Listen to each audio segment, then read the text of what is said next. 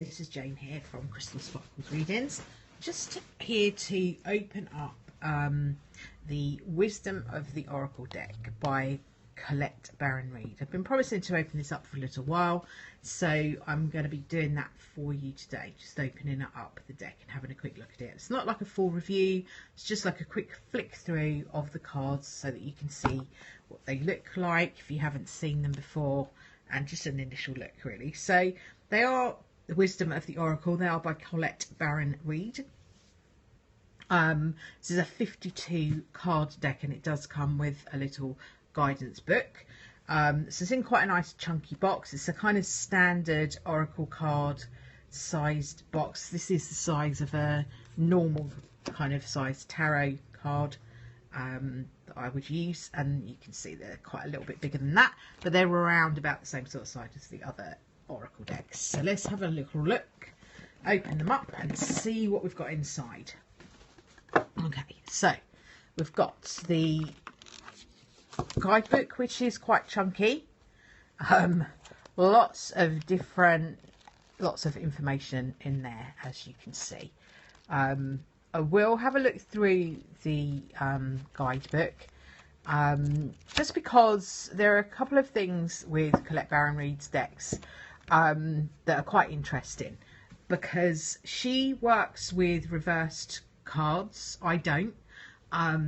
Usually when it comes to tarot, there's a lot of hoo-ha about whether she should work with the reversed cards or not, and I don't. The reason I don't is because when the tarot was originally designed, it wasn't designed to be read that way, as far as I know from what I've read. And also I feel like there are enough cards in the tarot deck to represent what happens if you look at it this way and what happens if you look at it that way. So it's almost like there are lots of different, there's 78 cards in the deck, so I'm not sure that I need another 78, like putting them all the other way up, to have slightly different meaning, or to look at the shadow side of things.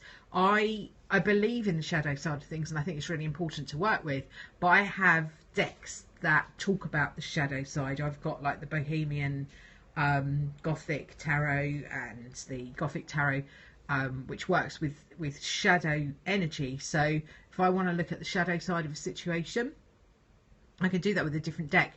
It's all a matter of opinion at the end of the day, and people believe in different things. But she works with reverse cards, and because her oracle decks are quite specific to her, the way that she's designed them, I do have a look at what is meant by reverse meanings. It's kind of not something I really feel the need to work with. But it's an interesting diversion, and it's an interesting exercise to see what that might bring up from time to time. So that's why I will have a proper look at the book, because a lot of the reverse meanings are in there. They're basically shadow meanings.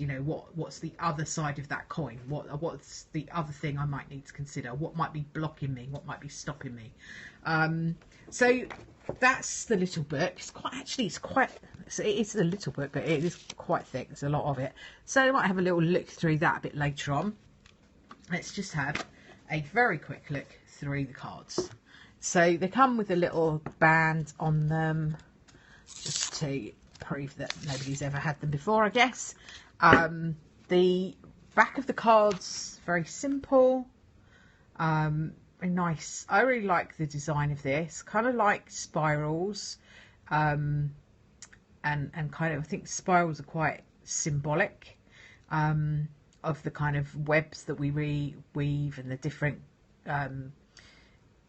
intricacies of life, and spirals come up all over if you look at different things that have spirals in them, you will see loads and loads of them. If you look out for them, you will see them.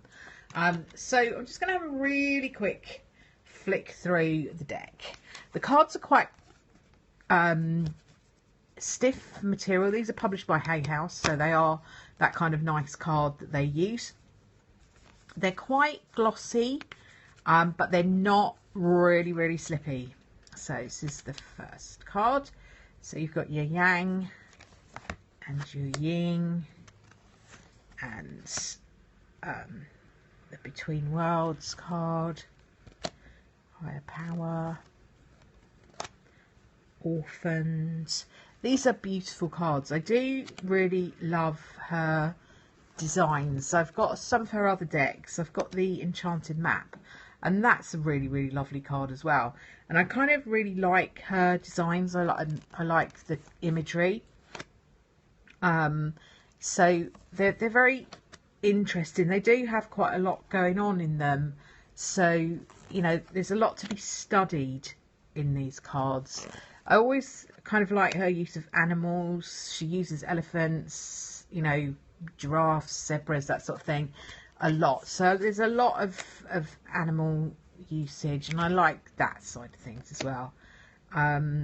So I just really do quite like her cards. These are very, very interesting cards. She